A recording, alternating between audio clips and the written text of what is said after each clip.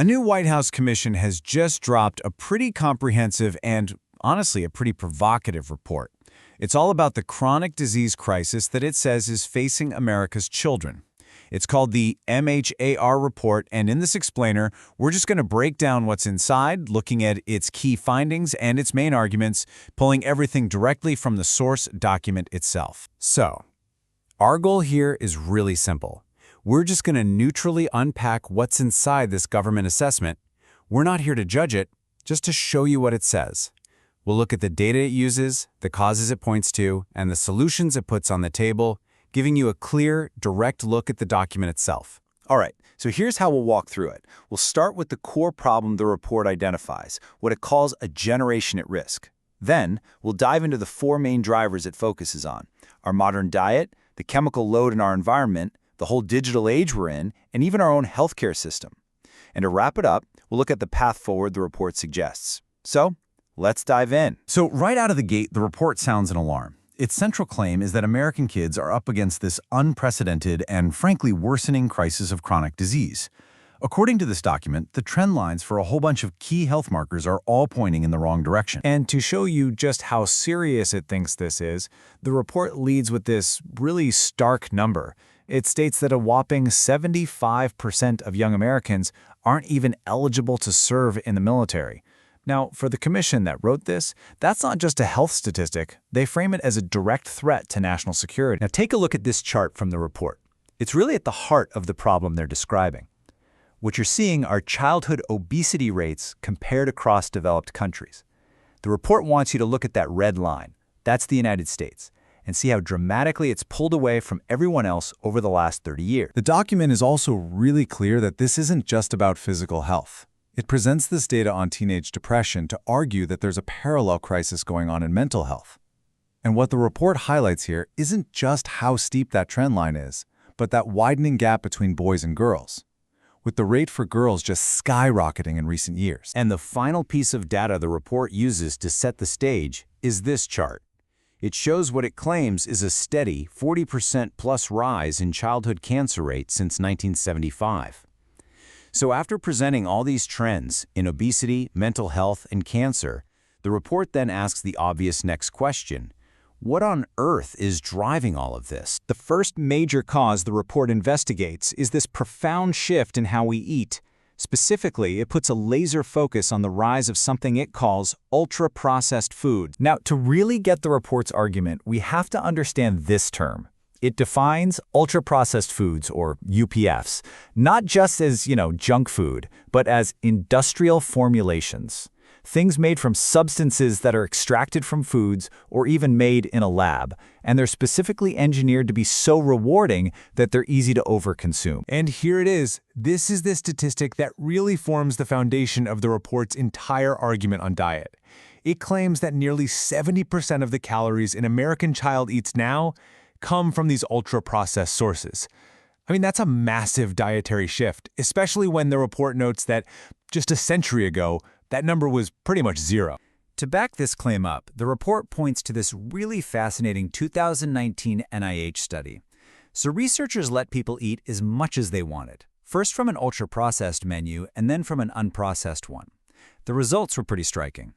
On the UPF diet, people just automatically ate 500 more calories a day, and they gained weight. On the whole foods diet, they naturally ate less, and they lost weight. But the report's investigation doesn't stop at what's on our plates.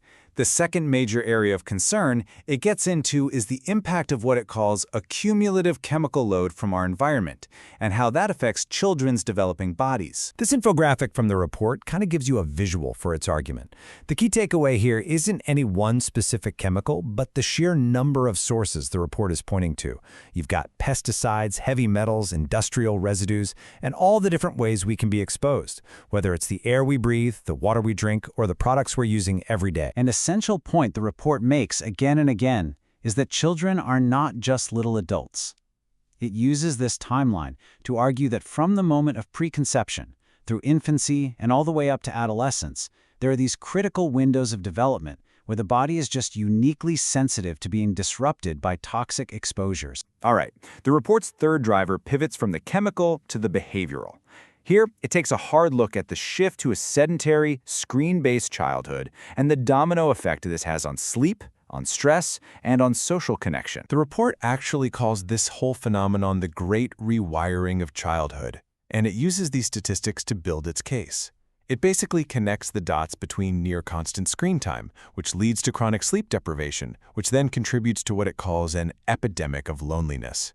And then the report links this directly to mental health, citing a finding that every extra hour of social media is tied to a higher risk of depression. So this brings us to the final and maybe the most complex driver the report gets into.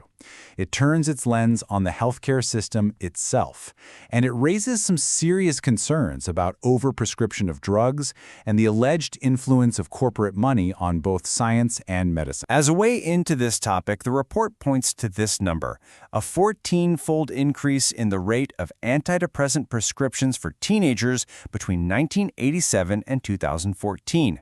It presents this as Exhibit A for a system that it claims is too quick to medicate rather than to investigate root causes. And to back up its argument about corporate influence, the report includes this really powerful quote.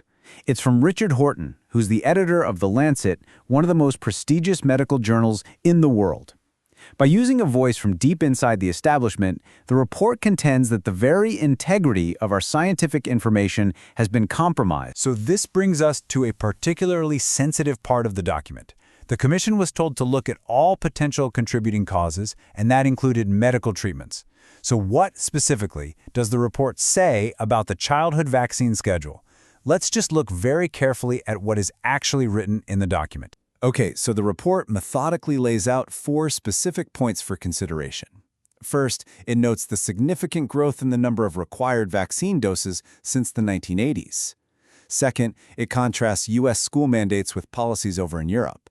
Third, and this is a key citation for them, it points to a 2013 Institute of Medicine report which stated that studies looking at the cumulative effects of the entire schedule had not been done.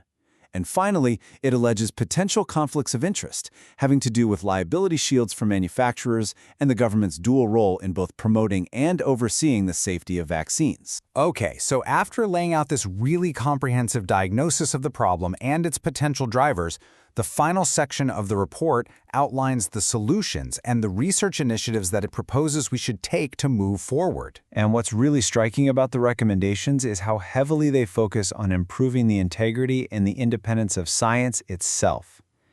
The Commission calls for tackling the replication crisis, for funding nutrition trials that are completely free from industry influence, for creating a massive data platform to track health records against environmental data, and for a total reform of how food additives are deemed safe. And that brings us to the end of our breakdown. The MAHR report presents a bold, a very wide-ranging, and you could say a certainly controversial diagnosis of the modern threats to children's health. It lays out a clear perspective and a set of ambitious proposals, and it leaves us with the ultimate question.